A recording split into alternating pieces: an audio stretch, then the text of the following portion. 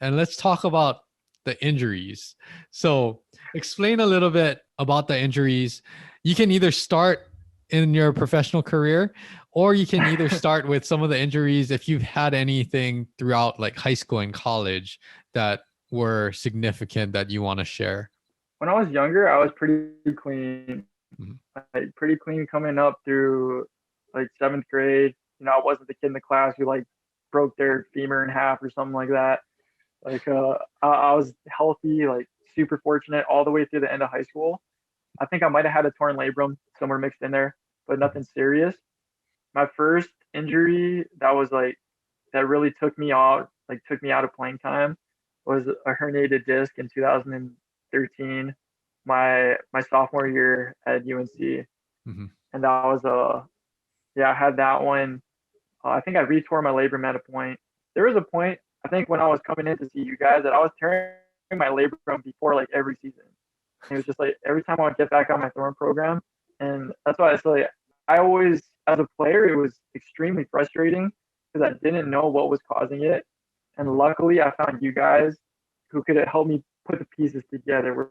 Whereas like I had instabilities in my hips that were, like kind of just moving up the chain. It was like I couldn't get things right up top, and looking at it where I was, and like it's amazing that I wasn't hurt more. I mean, fortunately, well, I think a lot of your overall strength and how you train that really helped to prevent more significant injuries. But let's talk about, so your herniated disc. How did that start? How did you find out? And what do you think caused the herniated disc in college? So it was Christmas break of my sophomore year. So we came home and I was lifting at Iolani, just trying to get my lifting regimen in 4 times a week or whatever it was at the time.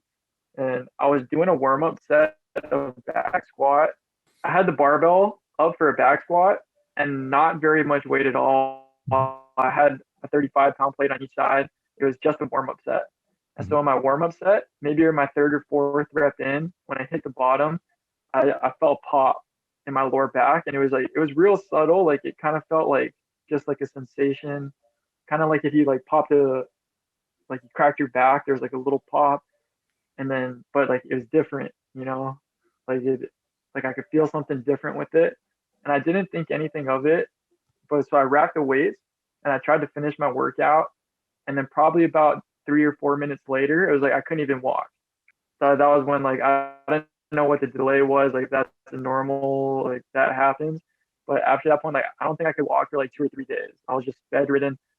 Yeah, like I was just having crazy nerve pain down my legs, and it was I think yeah like 3 days before I even got into the doctor's office. 2 days, something like that. Oh man, and it's typically with low back pain, it's usually not something that's super strenuous. I mean, obviously, if you do something that is way beyond your capacity, then you can hurt your lower back. But I mean, for me, unfortunately too, there has been instances where I've definitely tweaked my back where I couldn't move, just like just like you. It's not ideal, but it's usually something that is very like it's not anything strenuous. I mean, like for you, it was the warm up set, right? For other people, it's even common that you're doing just a daily task, but you're just reaching in the wrong way. Your core can't stabilize, and you're maybe a little bit beyond your limits of mobility. And that's really what kind of gets those small muscles, your spine, to just get in a position where it can't stabilize. And then you have this chain reaction of everything just gets tight and splints you because it's trying to protect your back and making sure that you're not going to injure yourself more, right? So going through that back injury, how did that recovery go? Because if it was winter break, you're back up in a few weeks and getting ready for the season. So what was that like to correct or rehab that and then get ready for the season? After the back injury, once I herniated the disc, it wasn't really even like a rehab process because I couldn't lift, I couldn't practice.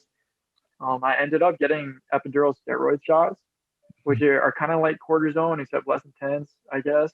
So I had that, and once I had the shots, all the inflammation was gone. I was playing like normal, but obviously, like the dysfunction, like the instability that caused the herniated disc was gone. As an athlete, I'm like, okay, this is great. Like I can go out and just play my season. Everything's back to normal. I just didn't realize at the time that that whole sophomore season where I put out that 400 average. Like I was just every game, like, I was out grinding myself down. I was still in the weight room, just working everything down. That was yeah. Eventually, I think all of that extra stress without learning how to stabilize, that's eventually what took me out of sports completely. That took me out of my baseball career. So now fast forwarding a little bit. So, I mean, you're still working out, still lifting, doing what you thought would be best at the time, right? Keeping strong, staying active. All of us, we don't know what we don't know, right? Going through that phase. I mean, I think every athlete has something that they look back in hindsight and says, oh, maybe I should have attacked it a little differently to prolong their career or enhance their performance.